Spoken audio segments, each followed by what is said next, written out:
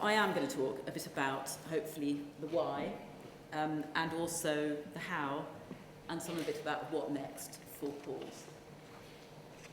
Pause, I think Pause named itself.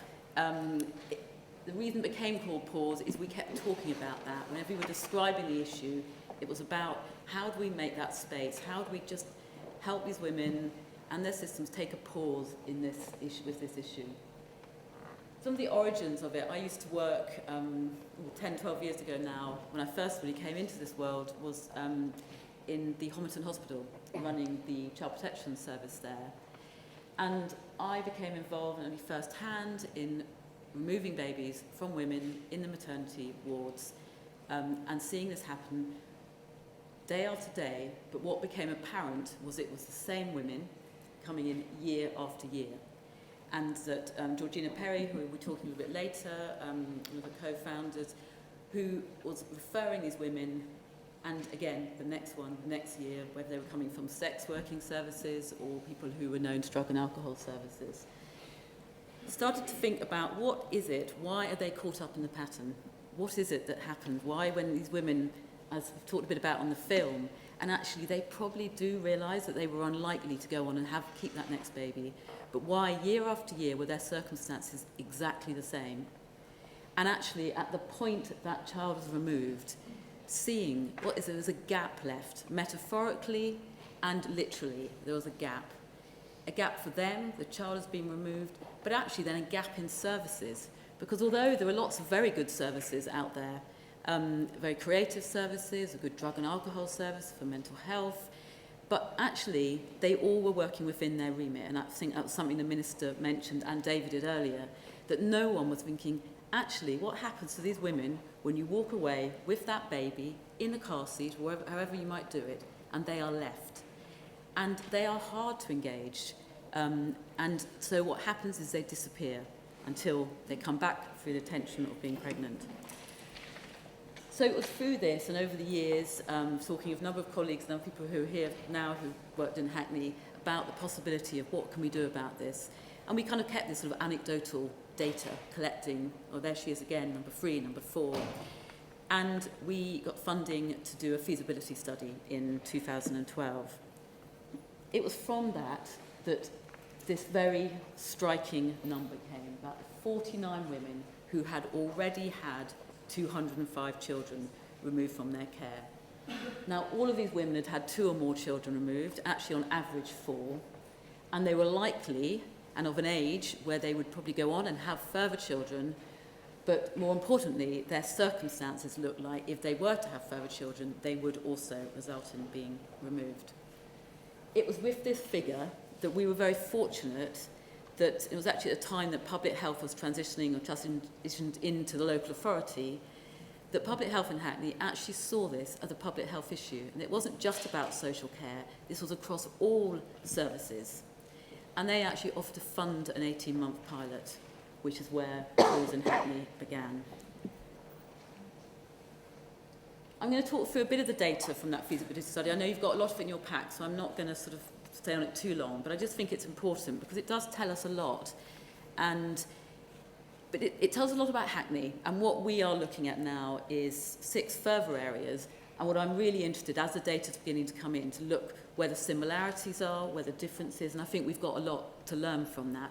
But there certainly are a lot of common themes.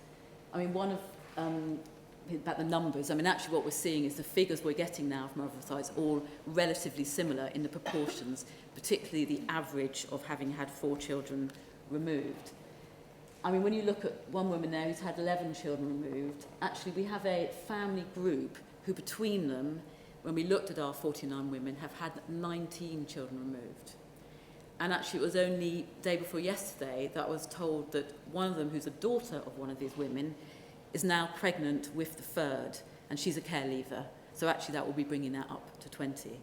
And that really tells you about the transgenerational nature of this and how entrenched the dysfunction is, and how we really have to be looking at how do we really get into this cycle, not just at where we're working at the moment, which is actually trying to break it with women who've had children removed, but actually getting in much earlier, getting in through education, and how do we really have an impact on this.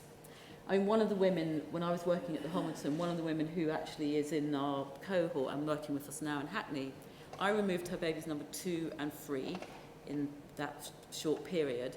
She's had 10 now removed, and I actually met with her recently, and she was actually saying that she realises now she doesn't actually want to have another baby, and that wasn't really, she got caught up in this thing of thinking she wanted to be able to keep one. It was kind of all about the adversarial relationship she'd also got into with the local authority, who'd actually been a very bad parent to her as she was growing up.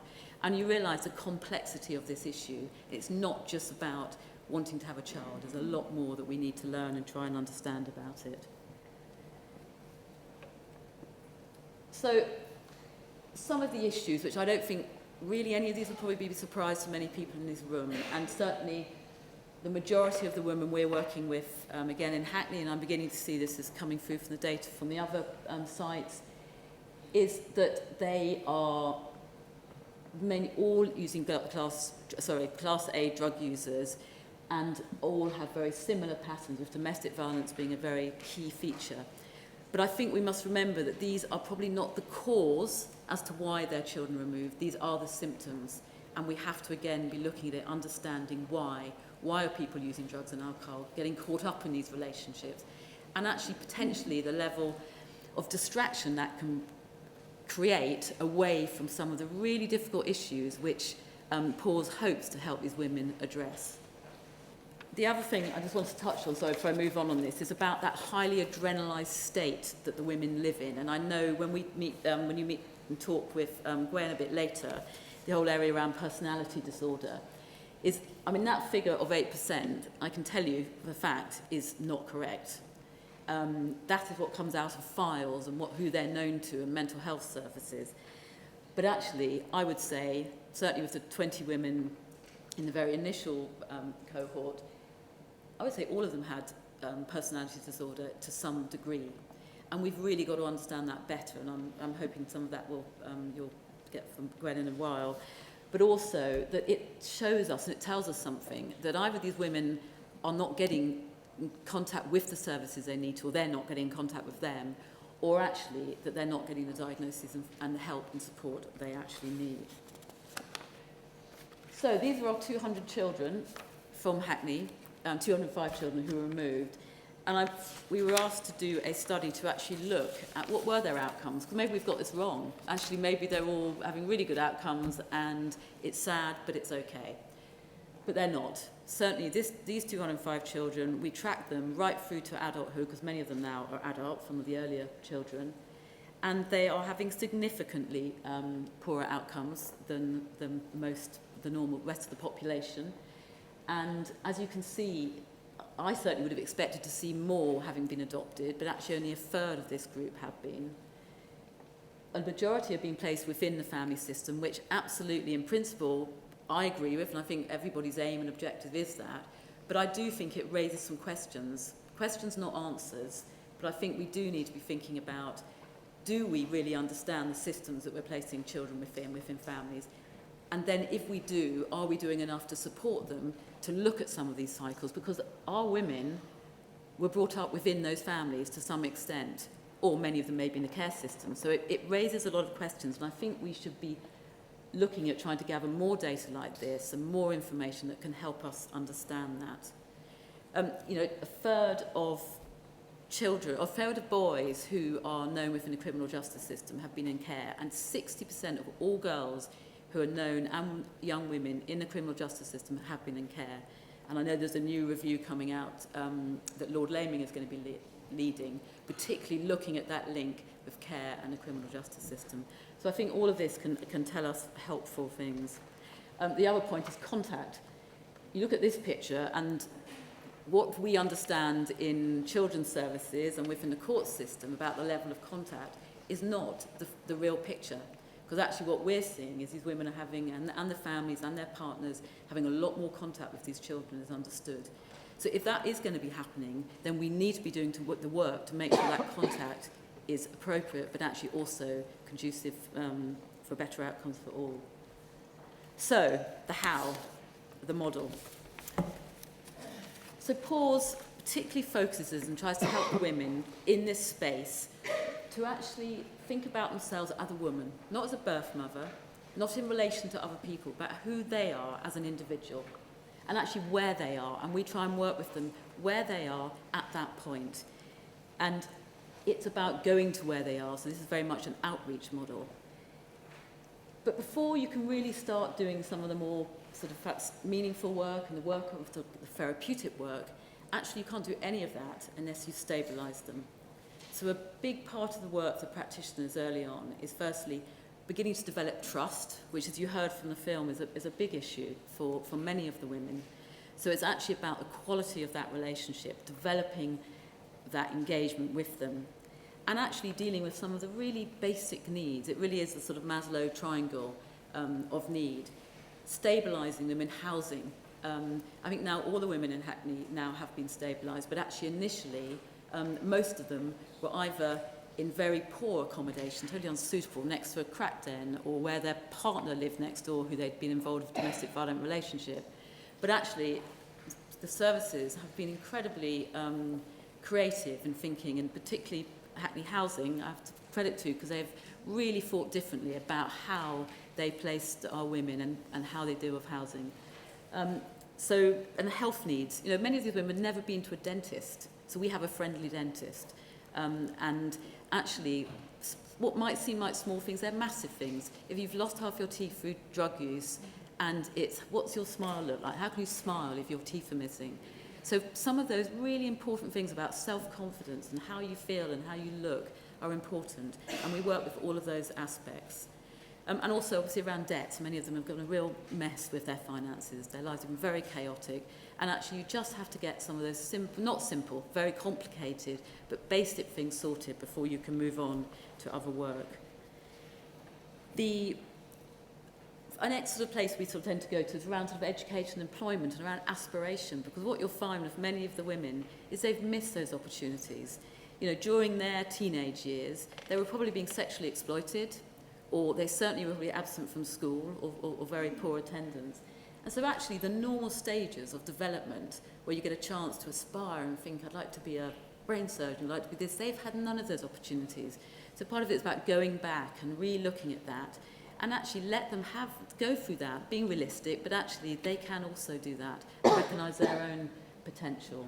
But again, it's about asking services to do things differently. It's not just that women need to learn how to engage with them perhaps a little bit more effectively, but it's the other way around too. And we need to work out what the need is, how do we meet that? And that is about doing things, you know, maybe one-to-one tuition for one of our women to walk into some adult learning institution or into a class of sort of 16 to 18-year-olds to go back and do maths and English is really difficult, humiliating, and actually for somebody who's got very poor confidence, they're not going to do it. So are we surprised they're not progressing? Activities is key. It's about simple things. It may be somebody actually just taking them out, getting a personal trainer to go out for a walk in the park, actually getting that confidence to start doing things that make them feel good, other than perhaps drugs and alcohol and other ways they've distracted themselves in the past. And also it's about pleasure. You know, there is nothing wrong and nothing healthier than doing nice things sometimes, and we make them work really hard on this project, so I don't apologise at all if they do horse riding, go-karting, because actually they're confronting fears, they're taking risks, and they're having new experiences, and they're really powerful.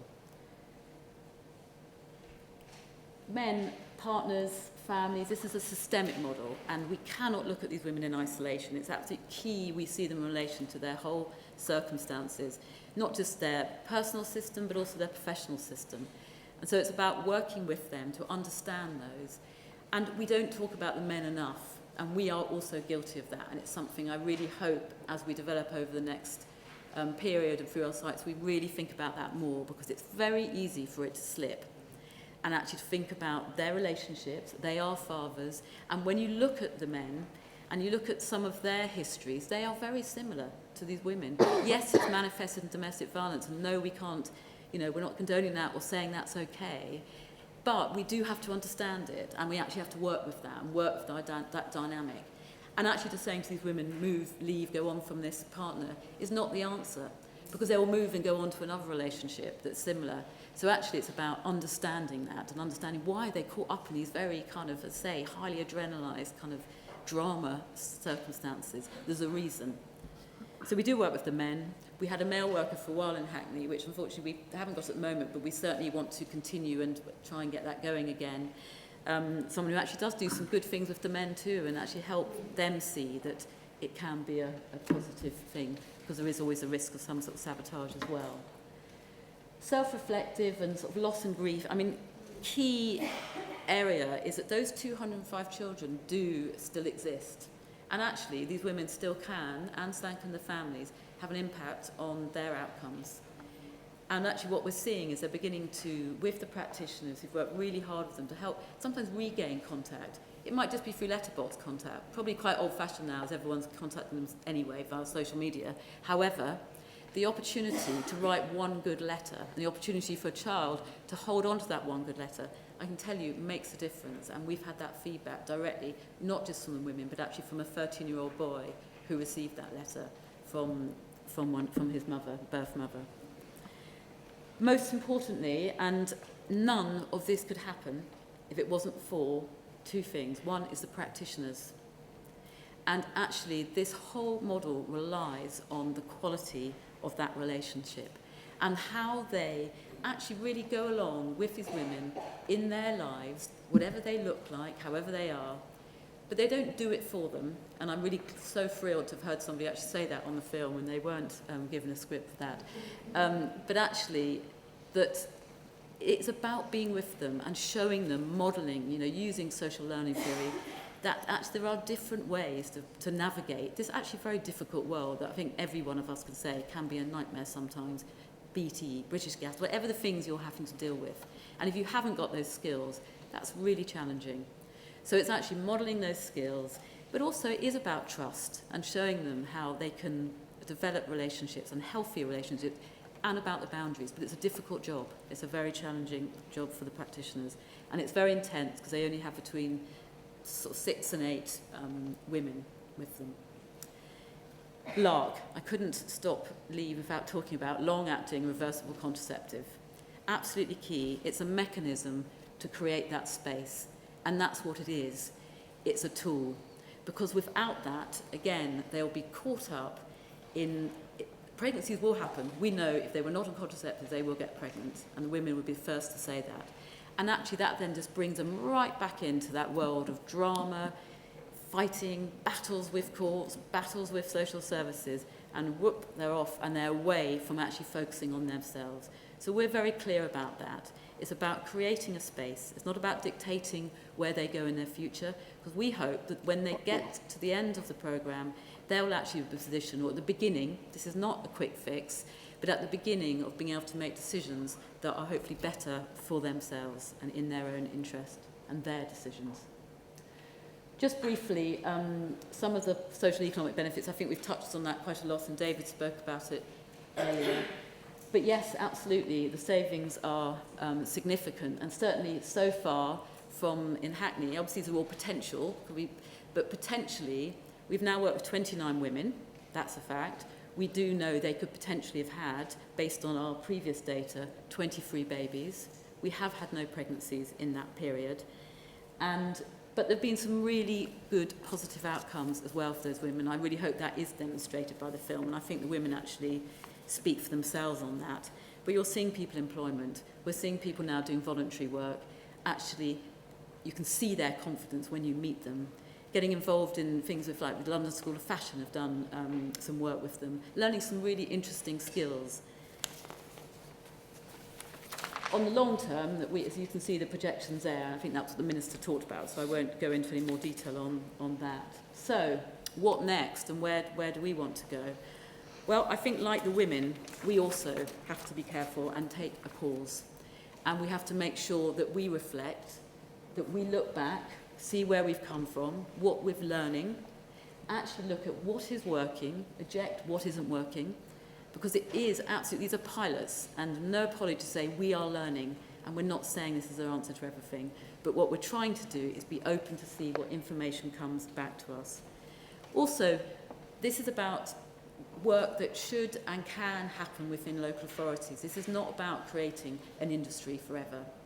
It's about actually influencing policy and actually making quite a radical challenge to local services and commissioners and to central government about how we do things and about how we respond to adults and children who had vulnerable needs. And our ultimate aim is for this to become wholly preventative, and so we're not in a position of doing this once people have had children removed, but actually beginning to work with them before that needs to happen. Okay, thank you very much.